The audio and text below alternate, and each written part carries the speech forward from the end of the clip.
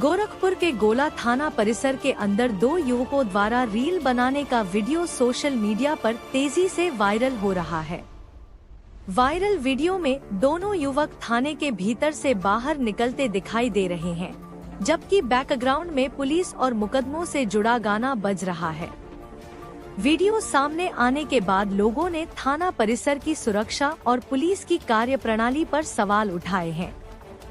मामले को गंभीरता से लेते हुए पुलिस ने जांच शुरू कर दी है।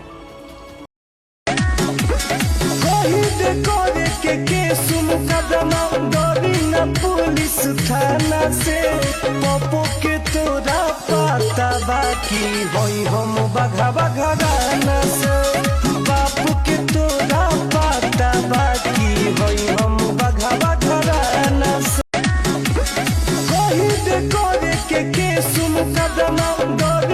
पुलिस थाना से पप्पू के तोरा पाता बाकी होई हम बघा